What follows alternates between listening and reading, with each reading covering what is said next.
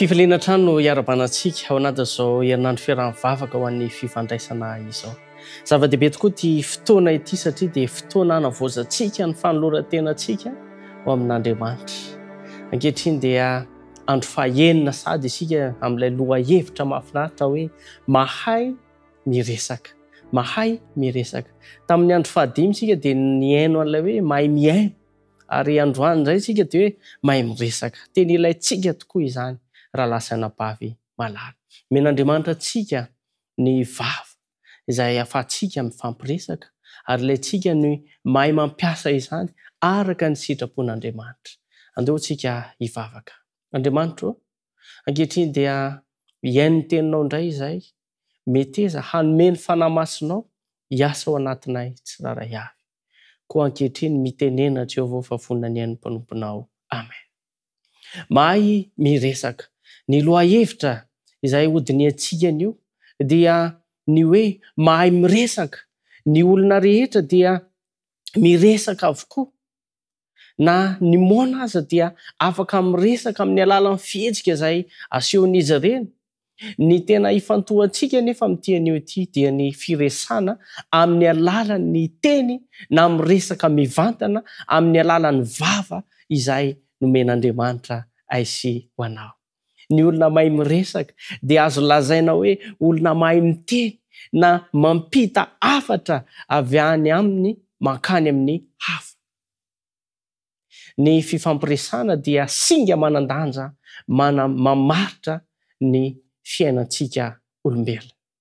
Raha voadinika tsara ny teny izay lazaintsika amin'ny hafa dia hitarika ny hafa ho amin'ny fahasoavana izany.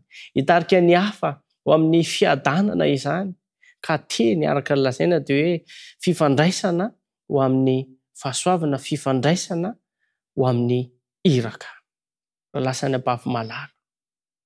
Ny olona tsiray avy rehefa mitandrina ny teny izay lazaina dia voata manokana izy ireny. Ary toy izany koa ireo mpiaino antsika dia voata ihany koa. Ny fanontaniana mipetraka dia ireto. Inona ny atao mba ho tonga kristianina mahay miresaka? Misy manontany hoe inona ny atao mba hahatonga hay miresaka? Inona ny atao hahatonga ny resaka ataontsika hahaliana ny hafa? Inona koa ny mety ho sakana mahatonga ny hafa tsy ho tia miresaka na tsy liana ny hiresaka amintsika? Inona ny tanjona hiresana amin'ny olona iray? Ny ohabolana sinoa na ohampitenenana malaza lazain'ny maro dia ny hoe roa taona no hianarana amin'ny teny fa ny andro rehetra hiainana no hianarana mihaino. Roa taona no hianarana amin'ny teny fa ny andro rehetra hiainana no hianarana mihaino. Azo lazaina izany fa ny olona mahay miresaka dia olona mahay mihaino araka ny tany amin'ny lohahevitra fahadimy. Olona mahay mihaino ny hafa mandrakariva. Ny miresaka moa dia olona maromaro mifamaly, mifampiresaka, mifanatrika na olona roa rehefa mihoatra ny roa dia mifampiresaka. Farafahakeliny izany olona roa. Ka andeha handinika misimisy mahakasika izany isika amin'ireto teboka vitsivitsy manaraka ireto. Voalohany dia izao, mahay miarahaba ary mifanaraka amin'ny olona iresana.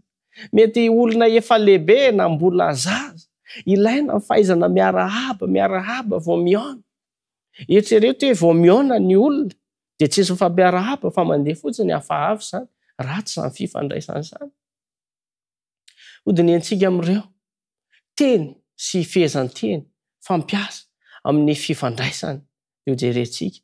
Rehefa mihaona amin'ny olona iray isika dia fomba fanao mahazatra ny miteny hoe salama tompoko, miarahaba anao, na miteny vahiny, na miteny izay mahazatra antsika mbola tsara, na manao ahoana sy ny sisa. Arakaraka ny fahazarana amin'ny toerana misy antsika izany fomba fiarabana izany. Samy manana ny azy antsika, samy mahalala ihany koa ny kolontsaina misy antsika. Raha mpinamana na mpianakavy dia hoe salama ve sy ny sisa, manao ahoana ianao? Rehefa ampiasana hoenty miarahaba ny fanontaniana toy ireo dia matetika tsy tena andrasana ny valiny. Ary mazana raha mamaly ny ankilany dia miteny hoe tsara fa misaotra, salama sy ny sisa. Tokony ampifanarahana amin'ny olona mifandray aminao ny karazam-piarabana ampiasanao sy ny toerana izay misy anao ihany koa. Raha ny faritra atsimo ianao, mety hafa ny fiarabana dia mila ianarana izany, mahafinaritra. Raha eto ampovoantany ianao dia hafa ihany koa ny fiarabana eto. Ary ao amin'ny Jaona 20:20 amin'aran'i Jesosy, ka nitsangana teo afovoany dia nanao hoe fiadanana ho anareo. Fiadanana ho anareo. Raha lasaina-bavy malala, ny teny voalohany nampiasan'i Jesosy Kristy na ny fiarabana nataony dia ny hoe fiadanana ho anareo. Ary efa fomba fiarabana tamin'ny andron'ny Jiosy izany, tsara rehefa miaona amin'ny olona isika ka maniry fiadanana ho azy, mirary azy mba hahita fiadanana sy filaminan-tsaina.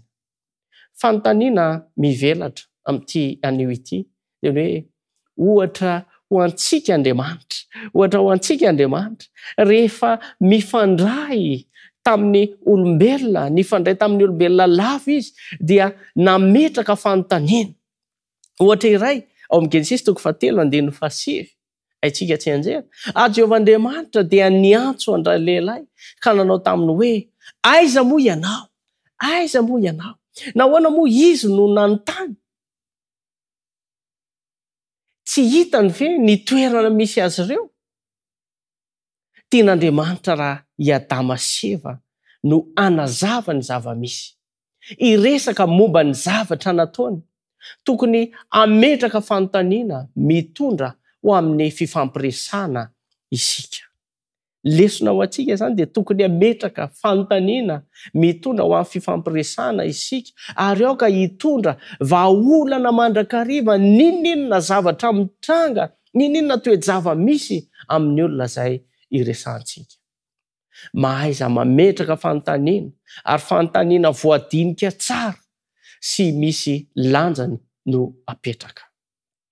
Ny fanontaniana mikatona dia tsy mampitohy velively ny resaka ary manemba ny fifandraisana. Ny fanontaniana toy ny hoe amfiry zao, na efa nisakafo ve ianao, na tia milalao baolina ve ianao, dia matetika tsy hitarika ho amin'ny fifampiresahana.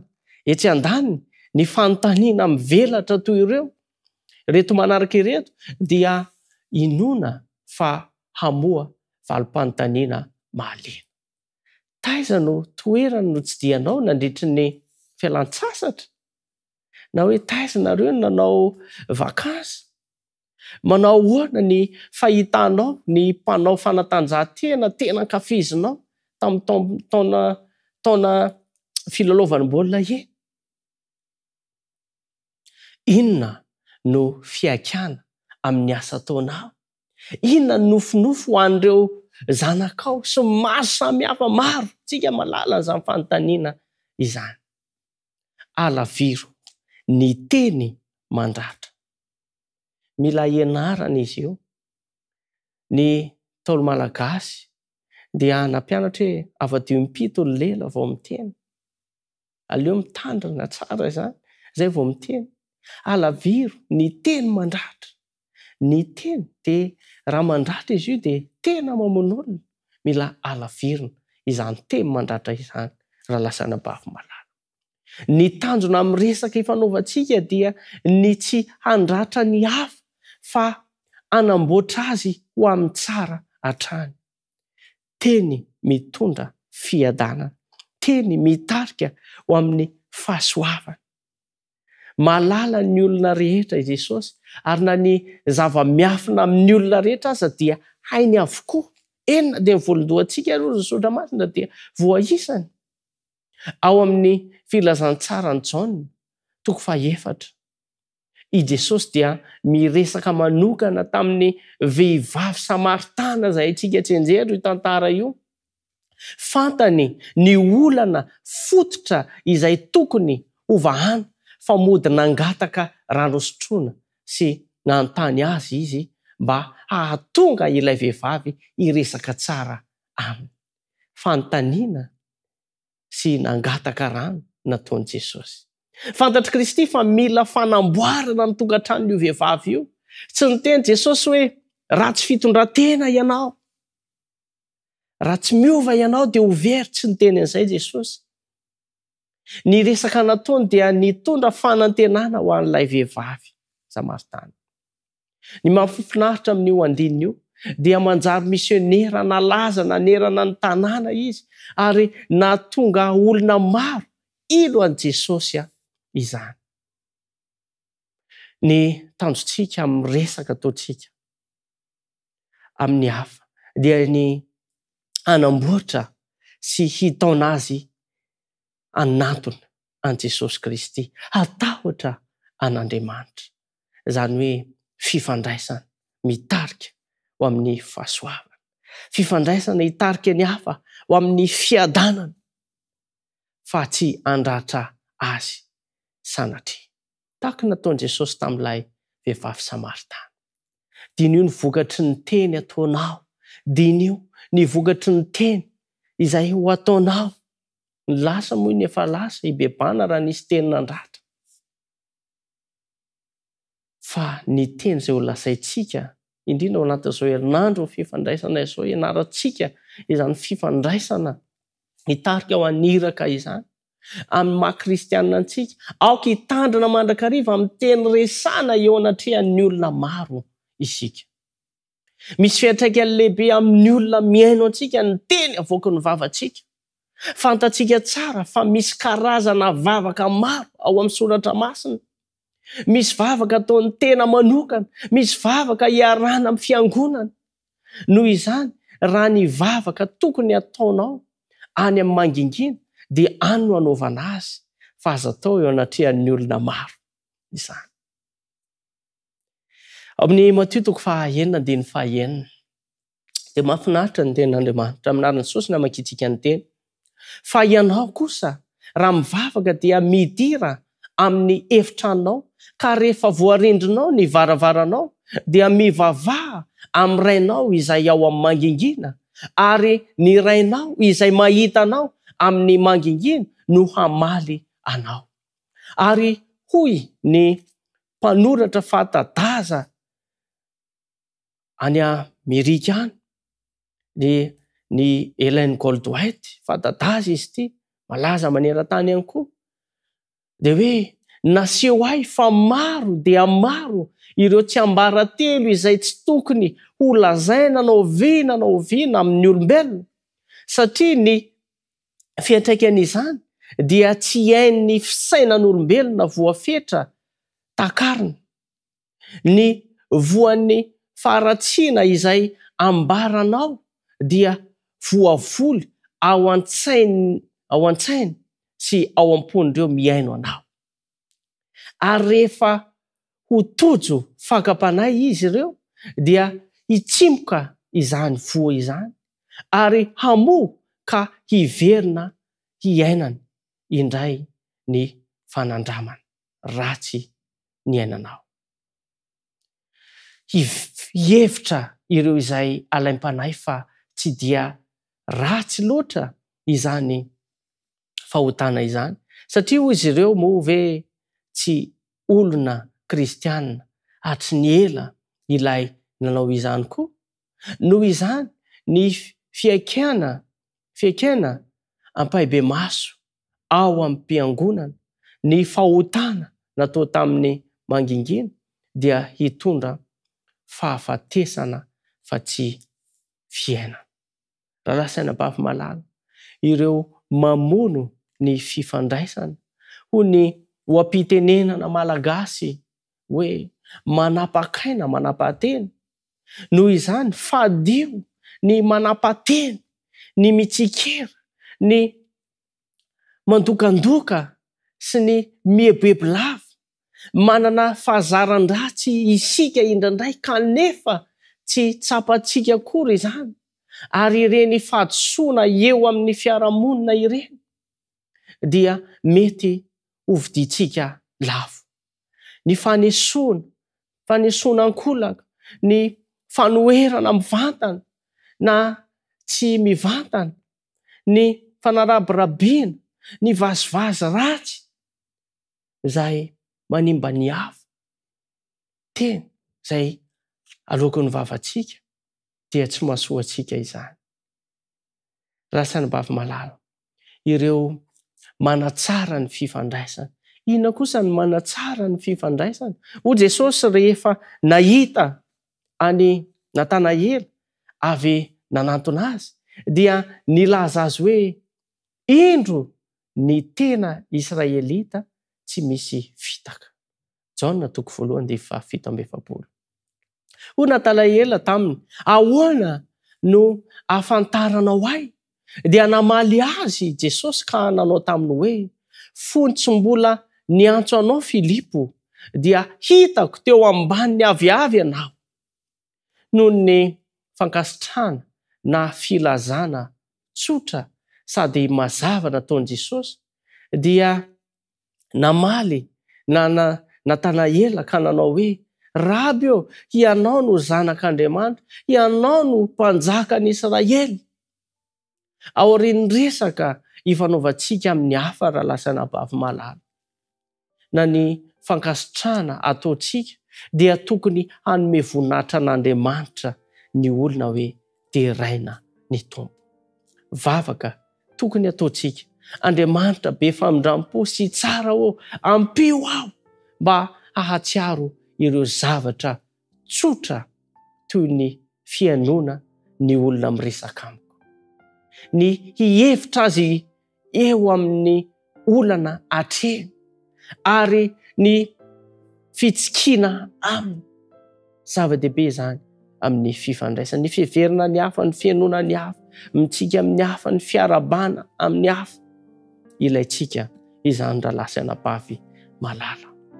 Lasana bavy malala, maro ny tenin'Andriamanitra izay milaza mazava-dehibe an'izany hoe firesana izany.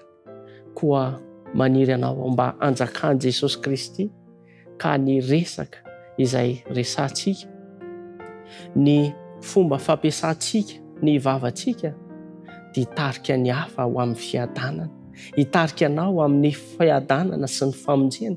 Ary rehefa miadana sy mahatsiaro famonjena sy mahatsapa fahasoavana isika, dia mahatsapa izany koa ny hafa izay miaino antsika sy manodidina antsika. Andehantsika hivavaka. Andriamanitra misaotra noho ny teny izay nomenao anay tsiraray avy. Mamindra fo mamelany elokay. Raha ilainay tokoa ny mahay miaino, ilainay tokoa ny mahay miresaka, ka resaka hitarika ny namanay izay miaino anay ho amin'ny fahasoavana sy ny fiadanana. Ary rehefa manao izany izay, dia izay aloha ny miadana, ary adana ihany koa ny miaino anay. Tompo, ampio izay ahifehy ny vavanay, ahifehy ny fiainonay, ka raha hiteny izahay na miaino izay, dia ho tombontsoa ny asanao izany, ka hitarika anay ho an'ny fiadanam-po sy fiadanan-tsaina. Mitahi manokana ho an'ny mpijery izao fandaharana izao ianao anie hiara sy ireo amin'ny fomba manokana, ary ny teninao izay norenesana dia hitarika ny tsiraray avy amin'ny famonjena. Amin'ny anaranao Jesosy Kristy. Amen.